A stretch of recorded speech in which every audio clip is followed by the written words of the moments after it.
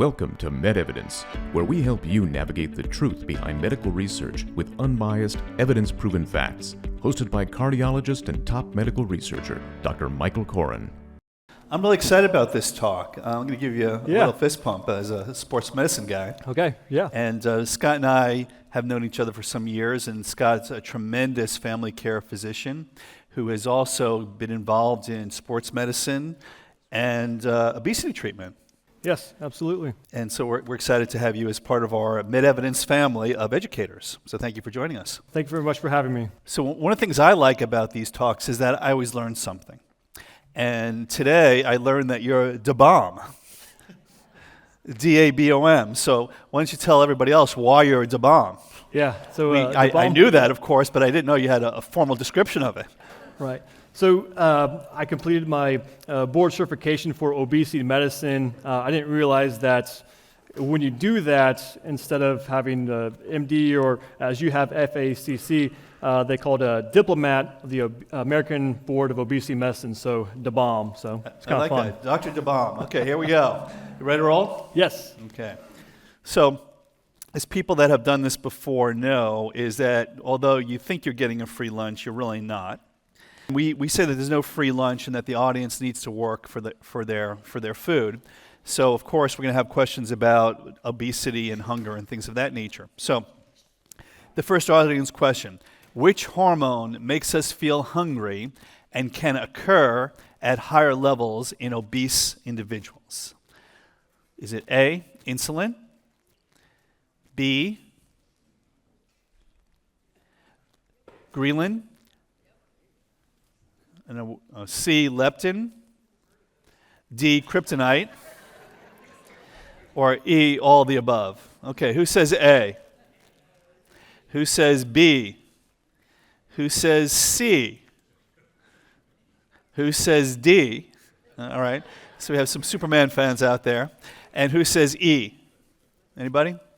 Okay, the answer is actually C.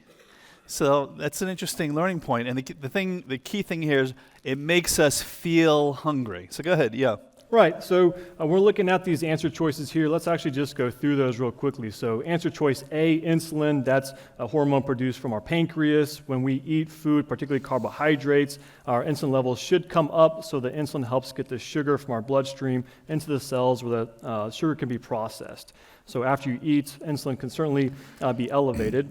Ghrelin, that's a hormone that also comes from the stomach, and what it does is when you are hungry, when you haven't eaten, that starts to come up, and after you do eat, that starts to go down. Leptin tends to do the opposite, so when you are not hungry, when you are hungry, leptin tends to be low, and when after you're full, leptin tends to go up.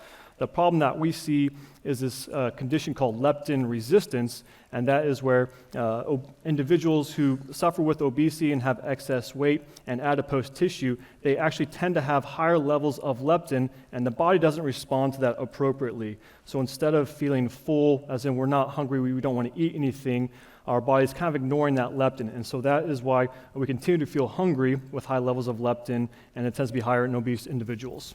Here we go. You want to swap that? Yeah. Okay. All right, so move on to the next slide. Which type of fat distribution is considered more dangerous to health? Is it A, subcutaneous fat? Is it B, visceral fat? Is it C, brown fat? Is it D, Fat Tuesday? Or is it E, all the above? So who says A, subcutaneous fat? Who says B, visceral fat? Who says C, brown fat? Who says D, Fat Tuesday, or E, all the above? And the answer is visceral fat. And you can see that this cat is a good example of it, central obesity. So comment on that. Yes. So again, let's talk through these answer choices one by one. So answer choice A, subcutaneous fat, that is referring to fat that is underneath the skin. So if we were to actually dissect right through my abdomen, we would see I have some skin, I have some dermal tissue, and then I'm going to have my subcutaneous fat right there. Deep to that is going to be my abdominal wall with my ab muscles, and then inside of that are going to be my internal organs, and if I have fat in that area, that is what we call the visceral fat. So subcutaneous fat is the kind of outer fat. It also tends to be called the more stubborn fat, sometimes hard to lose. But B, answer choice visceral fat, that is the more dangerous fat. That is the fat that is located deep inside our abdomen. It tends to be more associated with other metabolic problems, fatty liver, high cholesterol, high blood pressure, even certain cancers. And so that is the fat that we would ideally like to see very low levels of in individuals. Answer choice C, brown fat, that's actually a really good fat for us to have. Brown fat is metabolically active. Actually, it tends to be in very high proportions in infants and small children. It's the fat that helps them have a lot of energy. It also keeps them warm. And brown fat, again, is something that helps us to actually burn calories and burn fat. Yeah, and Fat Tuesday may be dangerous to your health for other reasons. Yeah. Next slide, please. All right, so why don't you talk about the sick fat disease? Right. So this is a bit of a tongue twister, this word here, the adiposopathy. What we're trying to say here is break it down to two forms. Adipose is the medical terminology we have for fat tissue, and then pathy meaning pathology. So when we have too much fat, that it actually becomes a problem for the body. So when we have this condition, adiposopathy, essentially we're talking about a sick fat, meaning that there's excess fat in the body that's actually causing problems and medical health issues, which again, very common ones that are associated would be things like type 2 diabetes, high blood pressure, high cholesterol, multiple cardiovascular disorders, liver disease. And so if we can work on getting some of this excess fat, this sick fat, down, then we can make some major improvements in health in multiple arenas. Yeah, so I think adiposopathy or sick fat disease is just the concept that obesity isn't just cosmetic. It's associated as a disease, and we're understanding that better and better through a lot of interesting science and research, which is something that we both do on a regular basis. Next slide, please. So I like this slide because it kind of brings, again, attention to the point for why we're even here today. Why are we even talking about obesity? Why is that even relevant? Several things here on this graph. You can see that from that first picture with that cartoon hospital, you can see that obesity tends to, on average, cost more as far as medical care for people.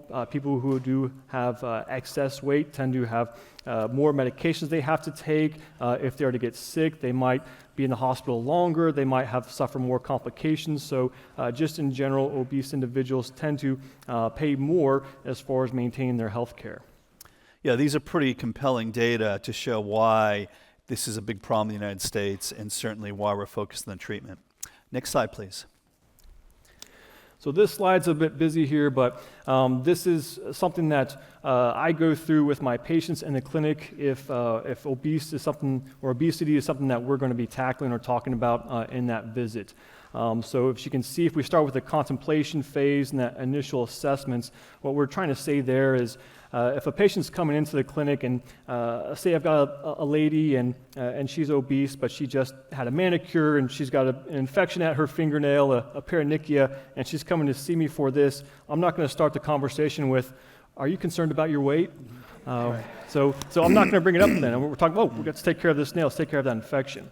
But if a patient's coming in and they come to me and they're concerned about their weight, then we'll start having that conversation. Or maybe they're coming in so we can review some of the lab work, and they're wondering, well, how can I maybe get my liver enzymes down? How can I maybe get my sugars down? That opens the door to suggest, could we talk about the weight? That might be an avenue for us to help get you on a healthy path. And so from that standpoint, then from an initial assessment, looking at their vitals, looking at the labs, measurements from that standpoint, then we'll determine, what should we do? Should we really just focus on maybe diet? Do we need to make some improvements there? Are we eating a lot of junk food? Do we need to clean up the diet? Do we need to do exercise? Everyone's heard the phrase, you just need diet and exercise. It's not that simple, because if it was, then there would be no obesity. And on that last slide, we saw about 40% of Americans actually weigh in a range of obesity. So for some people, if they don't have a whole lot of other medical issues, we may just want to be focusing on what they're eating, what they're doing for activities, or how we might be able to tweak some of those components.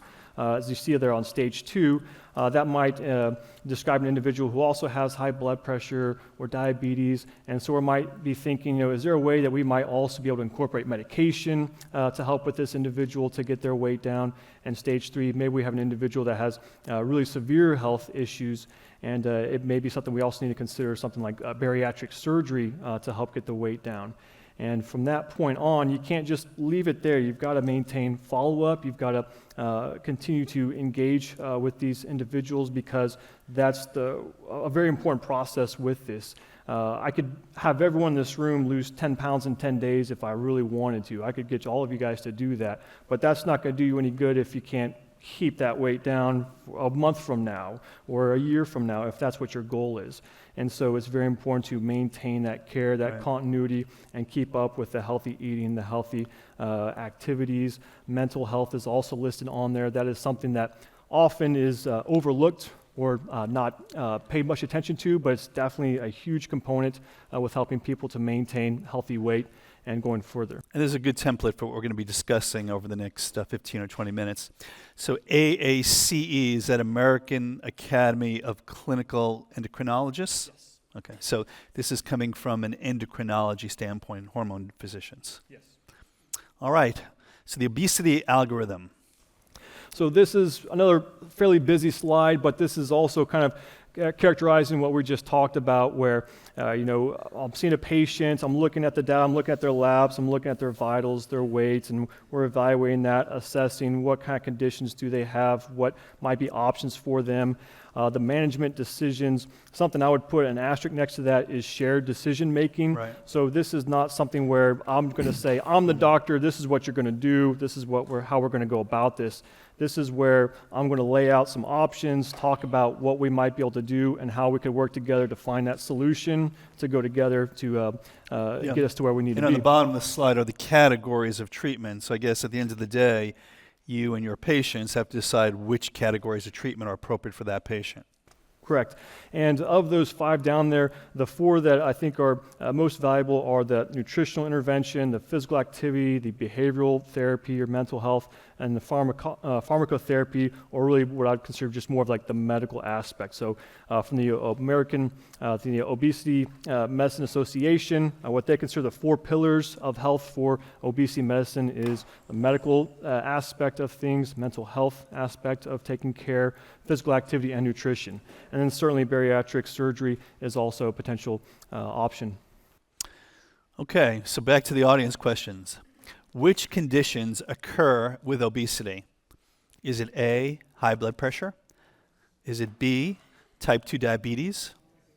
Is it C, GERD, which is reflux disease? Is it D, elevated cholesterol? Is it E, obstructive sleep apnea? Is it F, osteoarthritis? Is it G, polycystic ovary syndrome? Or all the above? And if you needed a hint, there it is. So obviously the point of this slide is that obesity is associated with a lot of health risk. Absolutely. So if we go through each one of these answers, obese individuals tend to have higher blood pressure, obesity, and that excess fat, or that fat pathology, as we talked about in that prior slide. That is going to increase inflammation in the body, and we have excess levels of inflammation that can lead to a whole host of other complications that people can have. If people already have high blood pressure, it can make it even more difficult to get that blood pressure down. That excess weight can also contribute to insulin resistance and developing type 2 diabetes.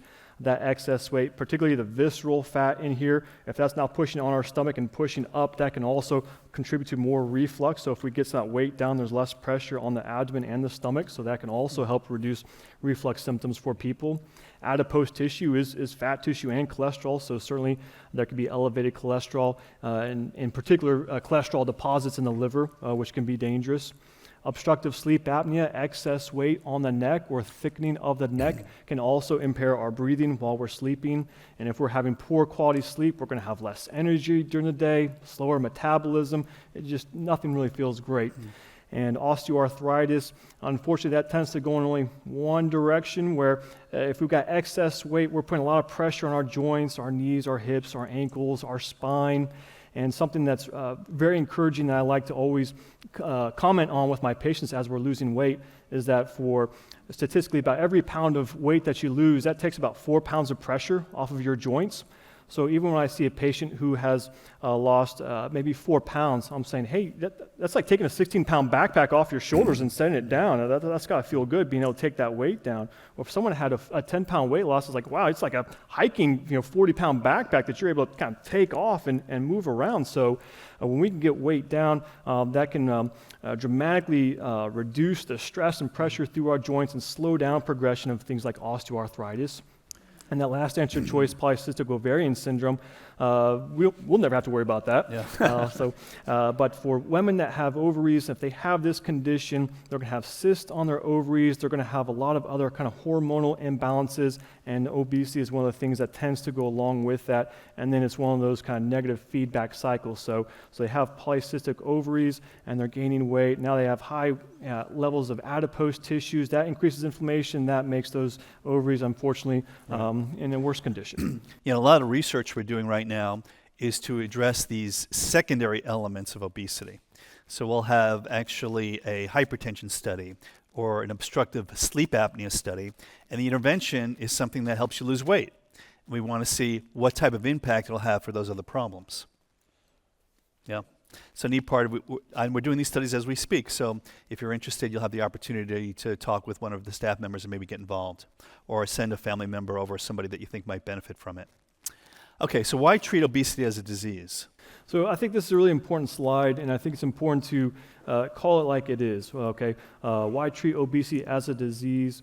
Let's say it as a disease. If we don't say it's a disease, if we just say, oh, it's a condition, or oh, I just happen to have some extra weight, I'm a little overweight, and not actually call obesity a disease, unfortunately, in our healthcare system, it's not going to be taken seriously from that manner. So healthcare dollars, research, funding, insurance coverage for taking care of obesity is not going to go anywhere unless we actually call it and consider it a disease, just like we'd call high blood pressure, hypertension, we'd call that a disease. If we just said, oh, my blood pressure just runs a little bit high, and we just kind of push it off like that, then we wouldn't be spending money on medications for blood pressure or development or research for blood pressure. So it's important that we actually consider obesity as a disease process because of how it also influences so many other aspects of the body. So not just from being able to get the health care, the medications, the treatment that we need, but again, if we can get that excess weight down, we've got a whole host of improvements of things that can happen. Again,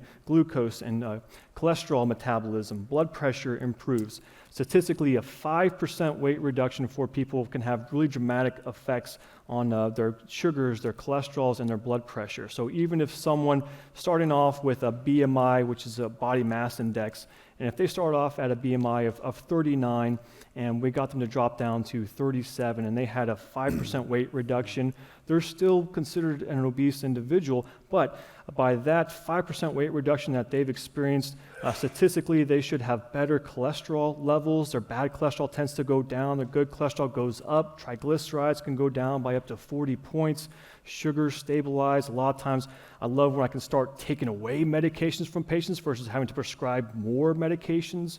As the weight comes down, blood pressure improves. Likelihood of having clots, DVTs, thromboses, those go down. Complications in the hospital, it's after surgeries goes down. There's just, a lot of benefits. So many benefits. Yeah, so, and BMI, just for your knowledge, is a body mass index. Normal is between 20 and 25 typically. And the point being is that you could be well above that, but any movement that you make towards a normal BMI is helpful.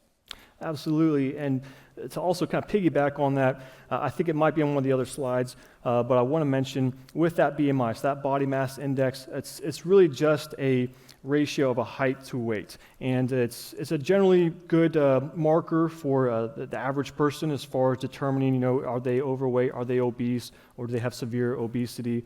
But something I always like to talk about with my patients each year is I'll look at the NFL draft and I'll take a look at who is the first wide receiver who gets picked and who's the first running back who gets picked. And I'll look at their height to weight ratio, and I looked at it again last night, and the top wide receiver, his BMI is 25, so he just made the cutoff for overweight, but this is one of the fastest, most agile guys on the field, and one of the top running backs, his BMI came out to 32. And this guy is not making millions of dollars being an obese guy running and crushing through people. So BMI, you got to take that with a grain of salt because it really just looks at a height to weight ratio. So if you have really athletic individuals with more muscle mass, their muscle proportion and fat proportions might be disproportionate, so their BMI could be a bit high, but again, they may not necessarily be considered overweight. It's an interesting question and a bit of a controversy because some will argue that the longevity of NFL players isn't as much as people in other occupations. And their training and diet and other things are a contributing factor to those things. But that we won't go there right now. But it's an interesting discussion. That's another talk for another day, yeah. But anyhow, getting into correctable causes for non-genetic obesity. Got much run through that quickly. Right, so with this slide, we're not going to focus on what might be a genetic predisposition or a genetic defect that might contribute or be a main cause for someone to have obesity, but more of things from a lifestyle standpoint, things that we have some control over as far as how we get to a point where we might be obese.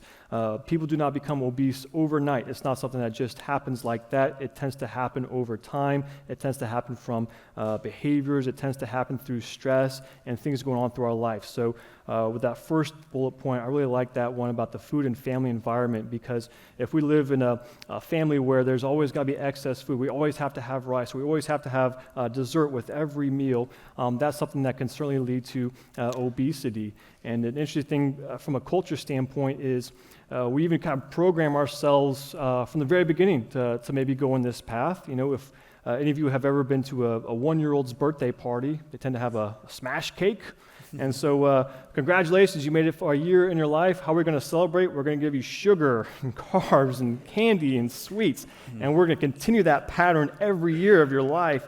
So from a cultural standpoint, we are also pushing ourselves to a level where we use food and sweets and candies and things that are not, necessarily the healthiest options, but we look at those as things that we use to celebrate or things for fun events. Just if you want to take a moment with me and go in bizarro world, what if over the last 50 years and to go forward, if for every birthday, instead of a birthday cake, we celebrated with broccoli? Could you, okay, I don't want to celebrate broccoli every year, but could you imagine what the landscape of our people might look like if, again, instead of eating sugars and sweets, what if hey Tommy, it's your 5th birthday, blow out your 5 candles on your wedge salad? How that might actually look, as a culture. Picking up on your bizarro theme, I tried to launch a business to do vegan birthday cakes for 1-year-olds, and we went out of business in the first month. I don't think the broccoli thing is going to take off. Otherwise, bizarro world. I like my cake too, but I think it's just something interesting from a cultural standpoint that we are actually kind of, we can actually kind of push ourselves in that direction without actually really intending to. That's just kind of how we're kind of developed, and that's where we go. And just a quick comment on some of the other things on the slide. I think the point here is that there could be other things that you need to look at from a medical standpoint. So is it sleep problems? Are you on drugs that are causing you to gain weight? That's a huge issue that I deal with as a cardiologist all the time. And obviously, often we eat as a response to emotional stress, and maybe we have to treat the stress rather than just the obesity. Absolutely. So when I'm meeting with a patient and we're talking about their weight and maybe how do they get to the point where they're at, something I want to know is what's a typical day for you as far as what you're eating? When are you eating? Are you eating late at night? Are you fasting? Are you constantly grazing throughout the day? What kind of foods are you eating? What are you drinking? Are you drinking sodas? Are you drinking your calories? Are you drinking alcohol? Are you drinking juices? Are you active, or do you have a job where you're at a desk from 8 to 5 and you really don't get up and move all day long, so you're not having any kind of activity there? Have you just gone through a stressful event in your life, maybe a move or a death in the family or a change in jobs, and so maybe things have changed? Something very unique with COVID, how that developed or how that's happened is many people who may not have even really considered themselves to be athletic or going to the gym or really doing so much for the activities, maybe part of their routine was at lunch, I go with Koren and we walk around the building, we get up and we walk and we do that, and I even park in the back of the parking lot, so I force myself to walk longer to get into the building, and I'll take the stairs. And now with COVID, when people are now working from home, they're going from their bedroom to their living room, and the kitchen and the snacks are right over there. So even those types of things as far as how we've adjusted can definitely contribute to why people could be gaining weight or developing weight gain. So there's a lot of different components involved here. And I'll add just one other thing to this slide is that we have done studies looking at stool transplants, which is looking at this concept of the gut microbiome. And there are some animal studies that show if you take an overweight mouse or an underweight mouse and you exchange stool, they'll change their weight. So basically, you have an overweight mouse, then you give it the gut flora, the stool basically, of a skinny mouse, and you'll flip that switch for the mouse. Right. I'm excited to see some more of those studies coming out here, and I know they're going to be coming out in the near future.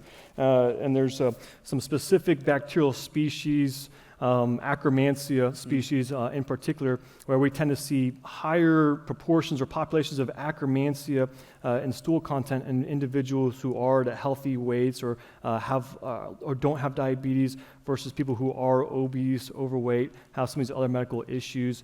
And the other thing is that we see that those types of bacteria that also help with weight and health maintenance, they like to be fed good food. They don't like to be fed processed food, junk food, fried food. So when you're eating your fresh fruits, your fresh vegetables, particularly these fruits and vegetables where the skin is still on there, well, like grapes or apples, plums, cucumbers, things like that, those gut bacteria that help us to maintain healthy weights and maybe more predisposition in those healthy mice and even in healthy people, they like those gut bacteria, they like those healthy foods. They don't like processed food. Yeah, interesting research that is ongoing in this community as we speak. All right, so speaking of nutrition, why don't you give us a rundown on this slide? Right. So nutrition obviously plays a very important role and should always, the conversation as far as weight management should go, should include nutrition.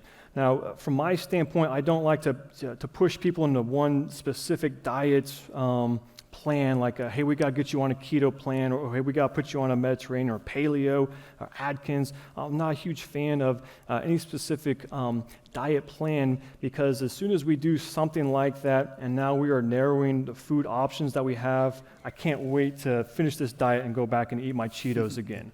So I'm not a huge fan of any particular diet plan in particular, and I'm more in favor of portion control. And we have one life to live. We want to eat, we want to experience, we want to travel, we want to have celebrations. Yeah, we still want to have cake and ice cream and things like that, but if we can keep that in healthy proportions, we can enjoy all those things without being restricted as like, well, I can never eat ice cream again. So I'm more in favor of reducing portions, which would also then contribute to a lower calorie diet. Yeah, and my rule of thumb for my patients is that you get 90% of the pleasure from eating from the first 10% of the calories. That's a good point. Yeah, that's true. So when you think about it that way, it sometimes helps people to push things aside. All right. So is there a perfect plate? You mentioned that there's a lot of diets out there, and I think you gave your philosophy, but maybe just talk a little bit more about the specifics that you might offer folks. Sure. So I've had several patients where they've had a lot of success getting their weight down, doing something a ketogenic style of diet. So that is a diet particularly high fat and high protein and very little or absolutely no carbs. My issue with a keto diet is that for most of my patients, though, I just don't find this very sustainable. They might do it for weeks, they might do it for several months, they might even do it for half a year, but as soon as they kind of come off that diet, it seems that most of the progress that maybe they've made with weight loss just bounces right back. It's almost like the body can't wait to see those carbohydrates again and just lock them right back in. So keto diet, people can have some weight loss with that, but also, we call it a keto diet because we're causing ketosis. We're causing fat breakdown and protein breakdown to try and make sugar and glucose in the body. So that's what causes the ketosis, and that has its own potential metabolic problems and issues and dangers. A Mediterranean diet is, in general, a very great diet, and there's a lot of data, a lot of research, and particularly from the cardiovascular standpoint of things, a lot of data showing Mediterranean diet is terrific for reducing inflammation and reducing heart disease and all-cause mortality with people that do have any kind of heart or cardiovascular issues. And the Mediterranean diet, as you see it's pretty wide. So you got several options there, but things that you don't see on there, you don't see so much of a red meat. You don't see processed food, junk food. So you see a lot of nuts, dairy, vegetables, fruits, beans, things like that, fish. The DASH diet, that's a diet against hypertension or to stop hypertension. And so again, we're looking at trying to incorporate more vegetables, fruits, whole grains, reducing sodium, reducing salt, reducing alcohol, other things that can also increase our blood pressure. Vegetarian diet, okay, no meat, you get that one. Intermittent fasting, I get this question a lot from people, should I try intermittent fasting? My friend is doing that, he's dropped 12 pounds in the last 2 months, should I do intermittent fasting? And I think for intermittent fasting, for some people, I think that does work very well. Some people feel really great on intermittent fasting where they may be consuming all their calories in just a span of 6 hours during the day, and the other 18 hours they're not eating anything. If anything, they're just consuming water, so they're not consuming calories. Some people do very well with that. My youngest daughter, God forbid she does something like that because she is hangry, so we have to keep her fed. So intermittent fasting would never work for her, and it's not always going to work for everybody. And my other issue with intermittent fasting is, again, that might work really well for a while, but is that something we're going to continue the rest of our life, or is this we're going to do it for a little while? And so if we get any of that progress, as soon as we go back to our kind of daily habits or regular eating habits, are we just going to put that weight back on, or maybe actually even go a little bit higher on the weight? Yeah. And exercise is something that I do a lot as a cardiologist, but I find that you have to be explicit with people. And generally the rule of thumb is you need to do at least 2 hours a week in sessions that are at least 20 minutes long, and maybe help people with individual recommendations. A joke I like to tell is when I was early in my career and I wasn't specific, I had a patient once, I said, well, maybe you should walk about 5 miles a day and call me in 10 days and see how it's going. So he calls me and says, Doc, I'm 50 miles from home. Now what do I do? So you have to be very specific is the point. You do have to be specific, and that 2 hours, that the principle I just mentioned there, that's a great kind of a bullet point right there to try and shoot for or maintain. But if you're taking someone who just came off of an injury, they haven't been out there, or they've kind of been cooped up in the house, they haven't been out walking, they may not want to walk, or they may not want to go to the gym, or they might have a knee issue. They don't want to do high-intensity aerobic activities. So I would like to know, what can my patients do? What do they like doing? How can we get you from doing maybe nothing or very little, and how can we make some incremental changes? Because the other thing about exercise I find is, for a lot of people who are not exercising routinely, when they first start, you got to put energy into it. You got to commit to it. And that can be pretty tough. That could be sore, achy, could not be so fun when you first start. But if you get over that hump, exercise is one of those things that most people then very much enjoy. They get more energy from it. And then when you have athletes, I'm sure you see this as well as I see in my clinic, if I have an athlete with an injury, like, when can I get back out there and run? This is killing me. I can't sit around anymore. I've got to get out there. This is driving me nuts, not being able to exercise or do activities. So if we can get incremental changes and improvements in the exercise, that all puts us in a better direction. So diet and exercise can certainly work, but it doesn't always work. So what's next? Well, obviously, there's a lot of focus these days on obesity drugs. Absolutely. So that's been a really fascinating change as far as how things have been going. Some of the more traditional medications we've looked at for weight loss and obesity tend to be stimulant medications, which can actually increase heart rate, increase blood pressure, contribute to seizures. There can be some dangers with some of the more traditional weight loss medications. And again, a lot of people may not be very good candidates for that. If you had a patient with atrial fibrillation, you'd absolutely say, no, I don't want you taking phentermine. And some of the other options out there have only been moderately effective, or some of the side effects have been really uncomfortable, a lot of bloating, a lot of gas, or GI issues.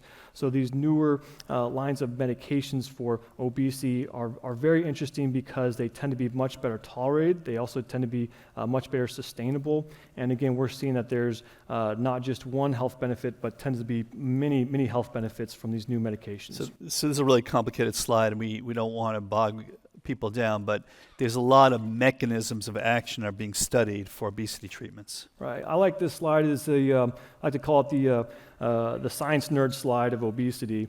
And so again, you can see that obesity is not just a simple process, it's not just a simple answer. You can see factors that act on the CNS. That's talking about factors that work on our brain. So we've got hormones on there, we've got proteins on there, we've got neurotransmitters, we've got a lot of different things affecting our brain. And then from our brain, deeper inside the brain is the hypothalamus, and that's where we make a lot of decisions as far as what we're going to eat, what we're not going to eat. And that happens consciously, that also happens subconsciously. So a lot of people who are eating too much, they may be having more of a, I'm kind of hungry, I want to go grab a snack. And people who are not hungry are not thinking about that, or not going for a snack. And some of these newer medications kind of help tip that scale to, I'm not thinking about food, or I'm not hungry, or there is a snack there, but it's not really appealing to me right now. Right. So with that in mind, say meds are either not tolerated or they are not desired for one reason or another. When do you recommend bariatric surgery?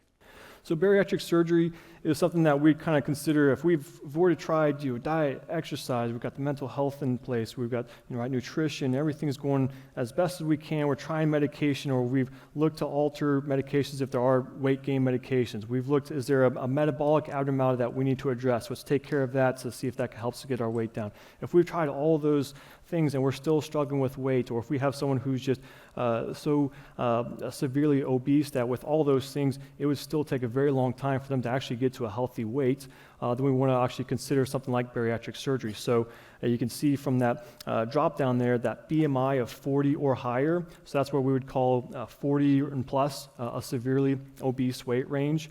It's also called morbidly obese, and I think that's actually a really interesting name there, because from the data and from the research we've seen that people who have a BMI of 40 or higher, that statistically can take off 14 years of life. Wow. So that's where that term morbidly obese means there's so much weight and so much inflammation, that excess weight is causing the body that those people might actually be losing 14 years of their life, not just because of the weight, but because of how that's going to affect and play a role with other metabolic processes. Or again, if someone who might get a pneumonia who has a BMI of 24 versus someone who has a BMI of 47, that person 47 is probably a higher likelihood they're going to end up in the hospital and have a harder outcome. So people that have a BMI of 40 or higher, they would be candidates for considering bariatric surgery.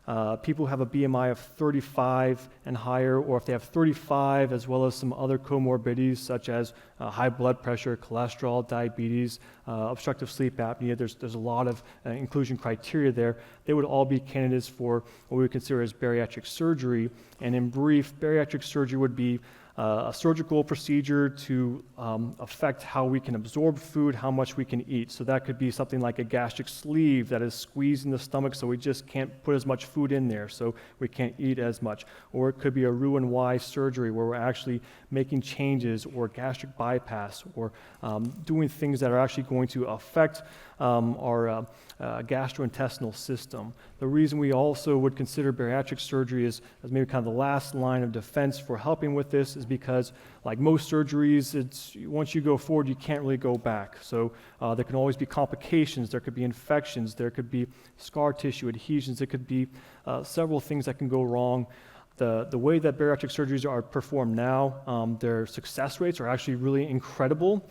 And something also that bariatric surgeons also incorporate is they also, again, make sure, hey, do we have a good diet plan in place? Do we have a good exercise plan in place? Because we also have seen people who've had really successful weight loss with bariatric surgery, and if we follow them at 5 years or 10 years, maybe that stomach is now expanded and they're back to a morbidly obese point. Now, historically, it's been hard to get insurers to pay for bariatric surgery. Has that gotten any better, or is it still tough?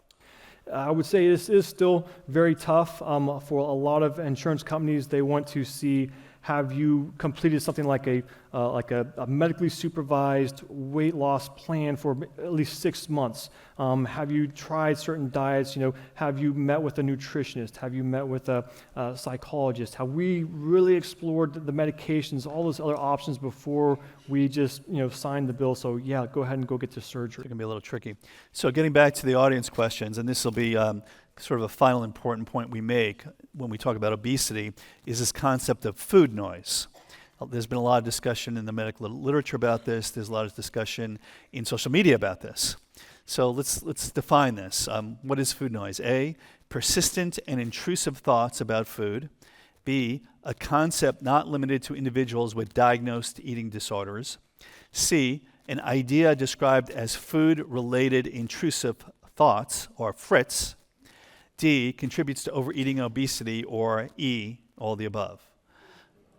Yeah, so it looks like there's a consensus that, in fact, it is E, all the above. So tell us a little bit about this food noise concept. Yeah, so I really like this food noise concept, and I'm going to share a quick story about one of my patients. So this is a guy who had been a high school football player. He'd always been a bigger guy. He played college, and then after college, he continued to eat like he was still playing football. So he gained a lot of weight. Then later in his 20s, he's like, hey, I'm going to get on this, and I'm really going to make some dietary changes. I'm going to get back into the gym. Had a 60-pound weight loss. He was doing fantastic. And then life moves on, new job, moved to a different city. Now we have kids. Now he's going back to some of those eating habits where he's eating large portions again.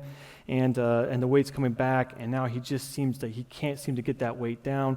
And all day long, he's kind of a little voice in his brain chirping. He's like, oh, I want something sweet, or I need something salty, something crunchy. And there was a guy at his office who would frequently bring donuts, and anytime he brought donuts, it just turned into this willpower battle for him, because it's like, oh, messenger of death. Yeah, I'm not supposed to get that donut. I don't want to eat that donut. Don't go in there. And if he went to the break room and ate that donut, he kind of beat himself up mentally and feel bad about it. And then that might mean to like, well, I already ate the donut, so now I'm just gonna, let's go by Taco Bell and let's get everything on the menu. Right. Or hey, I didn't get the donut today. Pat myself on the back. All right, let's head over to Cheesecake Factory. So that was kind of the issue that he was having. We put him on one of these GLP-1 medications, which we're about to talk about, and this is what the light bulb moment for him was. So that food noise thing, when I saw him at a 2-month follow-up, he said, Doc, I told you about that. I have a hard time, avoiding sweets. I've noticed this happened just the other day. Bob brought donuts. Karen came by and said, hey, Bob brought donuts. It's like, oh, that was really nice of Bob, and just kind of turned around, went back to his work, and he didn't have that willpower battle. He wasn't conflicted. He wasn't thinking about it. He just kind of went back to his work and didn't even think about it until the end of the day, as he's walking by the break room, he sees, oh, hey, there's that box of donuts. Hey, I didn't even think about that at all today. Yeah, it's amazing. Huh. Yeah. And in fact, I can see my favorite donut is still right in there, and I could get it right now, but I'm actually not even interested in it. Yeah. And for him, that was just amazing for him. So that with the medication, he found that chirping, that constant, what's in there, what's in the pantry, or I looked in the fridge 5 minutes ago, but did something change? Those kinds of things changed for him. He didn't have those behaviors, and he didn't have that food noise in his brain. Yeah, and this gets into the research that everybody has heard about at this point, but involves a class of hormones called incretins. And just for the interest of time, the first one was actually discovered in the saliva of the Gila monster, which led to the development of a drug called Byetta, or extenditide. And of course, that's now moved on to these, quote, wonder drugs that we have with GLP, and they trick your brain into thinking you are full even after just a few bites of food. And I have an interesting anecdote. I was at a restaurant in Barcelona called Disfrutar, and it was considered the #1 restaurant in Europe. And I went with my college roommate, and he's gained a little bit of weight lately, and we were eating our meal, and it was one of these 11-course tasting meals, so it was pretty amazing. And we're all excited about it. By the 3rd course, he starts to not look so good. By the 4th course, he has to run to the restroom to retch. And he comes back, and I say, Dan, are you on a GLP-1 drug by chance? And he says, yeah, I forgot all about it.